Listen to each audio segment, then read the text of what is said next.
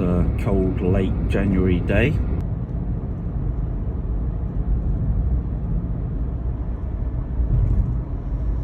Picking up my wife's new Tesla Model 3 Performance.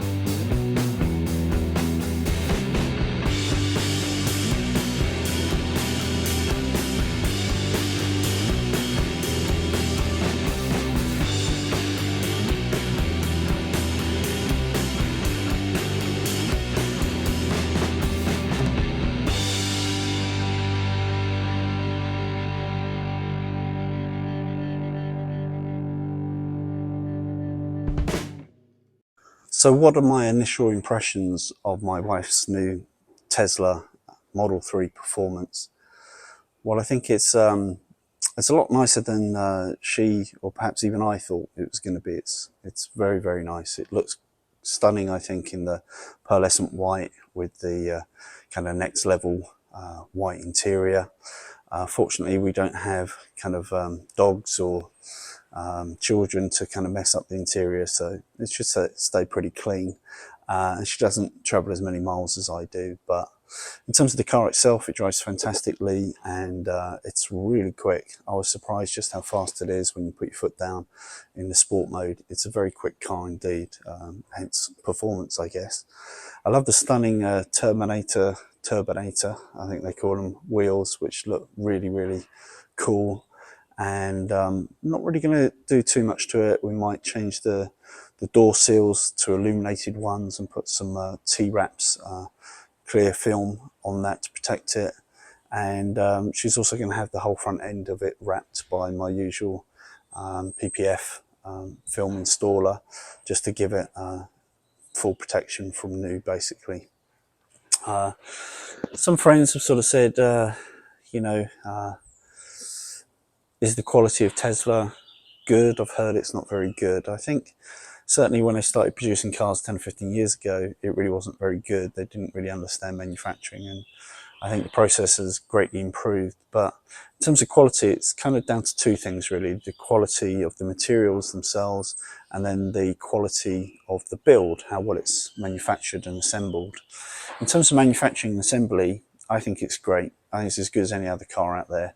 I'm an auditor by trade, so I used to looking over things with a fine-tooth comb and finding fault in products and services and processes. And all the cut and shut lines were perfect. Everything worked electrically as expected, and also the paint finish was perfect as well, as was all interior elements. There was absolutely zero we could complain about. So I think in terms of manufacturing quality, it was excellent, and certainly as good as anything else out there. In terms of build quality, the raw materials used, It's a bit of a mixed bag. It's not as well assembled as my trusty Rivian R1T here in terms of the materials, that's for sure, but it's not a $100,000 car, right? So you have to take that into account. And also it's a different use case. This is a roughy tufty, big heavy truck made to take a lot of abuse. The Model 3 is a performance car bargain. It's as fast as a Ferrari, but considerably less money. And so to do that, you have to make the materials lighter weight, both to save costs in manufacturing, but also to improve performance. It's the same with motorcycles. You know, if you want to go fast, you need a lightweight bike that has very thin plastics, for instance. So I think there's a little bit of that going on in the Tesla, maybe a bit of cost cutting here and there. Things not as premium as they could be, but like I say, you're not buying a $100,000 car, whether that's an EV like this Rivian truck here, or whether that's an internal combustion engine car like you know, an S-Class Mercedes or something.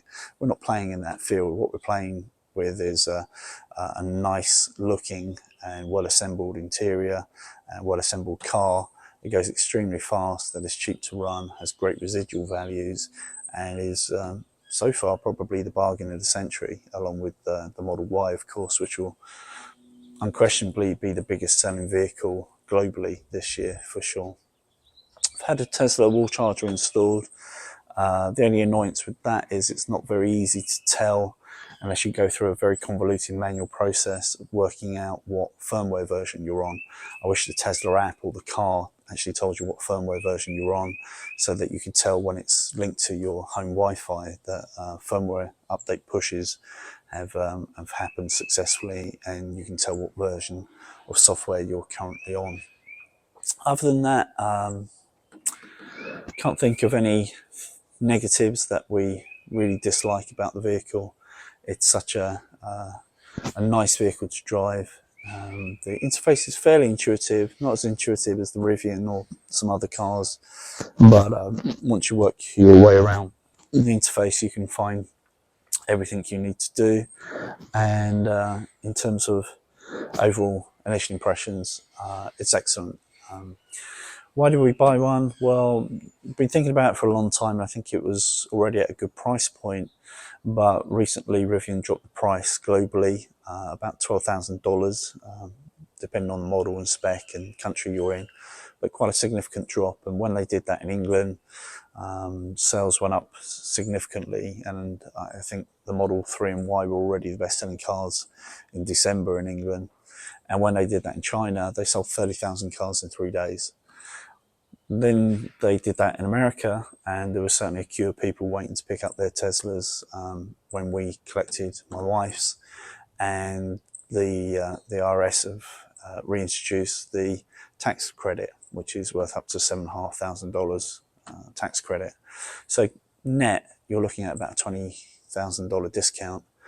And if the legacy auto companies, particularly the Japanese, the likes of Toyota and Honda, but also to an extent Ford and GM, if they're not scared before, they should be scared now in terms of the trend, because Tesla's selling as many cars as they can physically make, and their ramp up pace of what they can make is scarily fast. Making EVs is totally different process and technique to trying to produce internal combustion engine cars. And I think we may see the likes of huge companies like Toyota possibly even fold, and that seems ludicrous to say, as they have been traditionally the biggest selling vehicle manufacturer in the world. But Nokia and Kodak, right, can never happen. It happened. And when you look at Tesla sales up about 45% year on year, and Toyota sales down about 45%. And Toyota are the most indebted company in the world, right? Not just automotive, and not actually just the most indebted company in the world, the most indebted company in history. They have more debt than any company ever, and they don't have a really good strategy to migrate to EVs. They may have shown about 21 prototypes, but that doesn't really cut the mustard, does it? You've got to be making vehicles, and the press like to put down companies like Rivian and sort of say, oh, you're not making many, you'll never make 25,000 in a year, that's ludicrous. Well, they did it, how many Hummers were made last year. Just shows you that some of the new manufacturers and some of the EV manufacturers that have been around a while, Tesla's obviously dominant, huge market king.